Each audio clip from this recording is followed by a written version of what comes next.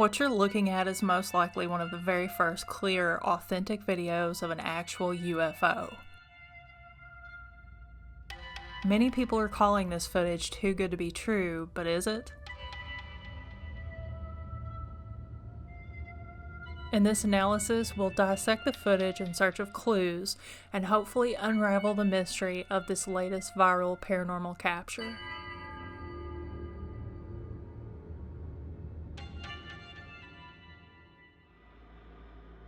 This video clip surfaced yesterday, February 9th, 2021, from a post on Twitter that has, at the time of me making this video, since been deleted. The unnamed Twitter user captured this footage from the window of an airplane on a flight from Chicago. In the clip, we see a very clear image of a disc-shaped object zooming in and out of frame, seemingly matching the speed of the plane with graceful effortlessness. As always, when we do an analysis here on Paranormally Correct, let's begin by making some observations about the footage.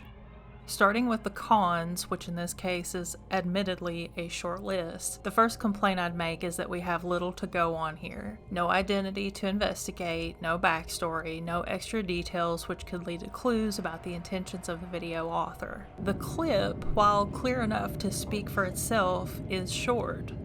Because they can be difficult to fabricate, hoax videos do tend to come in the form of short clips, so that's always a red flag.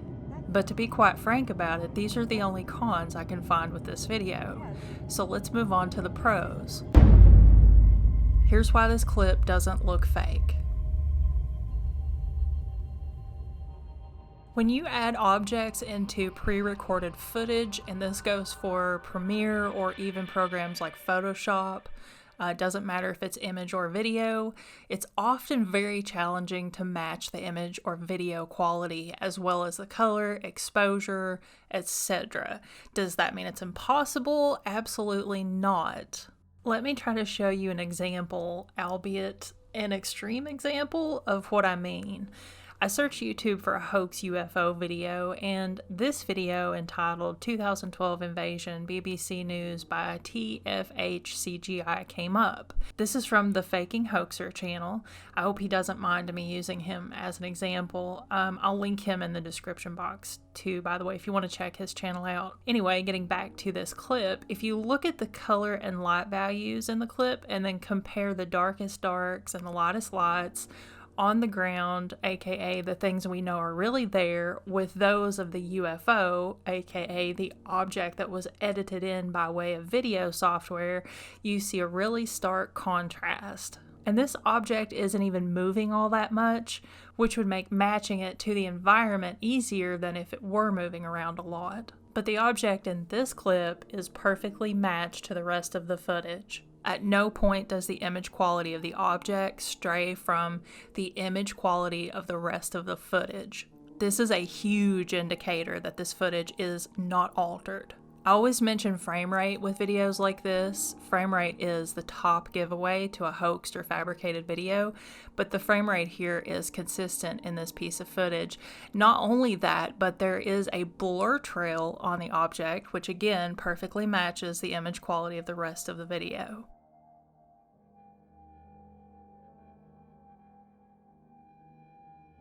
Another pro to add to the long list of pros here is how the object moves in and out of frame. When you track an object in and out of a pre-recorded piece of footage, aka it appears or disappears within the frame, the tracking of the object is at the video editor's discretion. That basically means the quality is going to be lesser or greater depending on your skill level. It seems obvious, but sometimes people don't realize that. If you're an amateur video maker, and hoaxers almost always are, it's obvious that you won't do the kind of in-depth work a professional Hollywood editor, for example, might do. So what does this mean exactly? Well, it basically means that if this were a hoax, we'd most likely see the object enter the frame as a solid whole object and not a blur, because most hoaxers don't put that much thought into the telltale details. There are also a couple of instances where the camera shakes, which is most likely as noticeable as it is because the user has zoomed in quite a bit. Remember, zooming in exacerbates even the slightest movement of the camera, so when this happens, the object does remain perfectly stationary, but it goes in and out of focus. This is another piece of hard evidence that this footage is not manipulated. Drop frames and frames per second. Okay, I won't give you a long lesson on frame rate, frame drop, bit rates, how cameras work in general, etc., and subsequently bore you to death in the process. For those of you who are interested, I'll leave some links in the description on these topics, and if you're into photographing or filming the paranormal, you do need to know or at least understand this stuff. But what I will mention here is how impressively fast this saucer object seems to be. By the looks of it, this thing is flying faster than the camera can shoot. Now, the video author does mention that it appears to be teleporting, which is very interesting, but I suspect that the object remained visible to the naked eye for maybe a few seconds longer than it did to the camera. For reference, the human eye tends to be about 30 to 60 frames per second, and this clip looks to have been filmed at maybe 25. It's like teleporting. It's like that. That's insane. It's like, yeah. Is it a? Do you see Air Force thing? One of the most important analysis tools is common sense. And this might be the most important point to make about this entire video altogether, so let me try to keep this as clear and concise as possible. About halfway through the clip, after the object has vanished and reappeared, we see the camera move to center on it. The object moves toward the left ever so slightly, and though the camera is zoomed in and it's a little bit unsteady, so therefore bobbling just a little bit, the camera does move too. Then suddenly the object zooms away, but because it was moving to the left, the person filming subconsciously pans the camera slightly to the left even after the object is no longer visible. I want to reiterate that fabricating a hoax is not impossible regardless of how convincing. In this day and age, with the sophisticated technology so readily available to just about anyone, not only is fabricating a hoax not impossible, but it's not even difficult anymore. But everyone messes up. Everyone makes mistakes. No one can get every single detail right. And almost no one anticipates every truth-telling aspect of even the shortest clips. The truth of this video lies in the trailing of the camera. I have no doubt that this person was watching something out the window. What is something any and everyone does subconsciously when they're filming? You keep your camera on your subject. You might argue that if it were a hoax, the hoaxer would know to do this to make the footage more believable.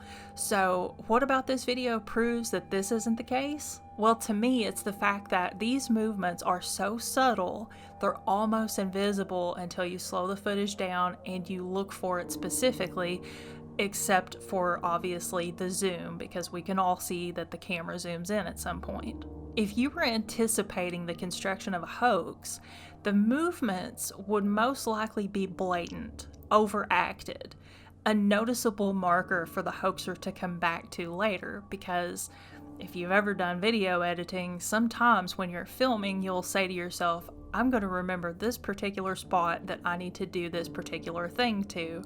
And then in editing, you're like, holy cow, I have no idea where that spot was. So my theory is, if this were the case, this person would have made these movements very noticeable. And probably this would have also been subconscious. But in this video, these subconscious movements are barely visible.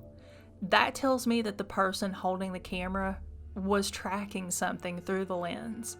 Let's jump back to the tweet for just a minute. Before it was deleted, sources recorded the caption of the tweeted footage as saying, "Okay y'all, when I was flying home from Chicago, I saw something spooky. My gut instinct was UFO, but figured that couldn't be possible, so then I thought military drone, but I don't know. Thoughts?"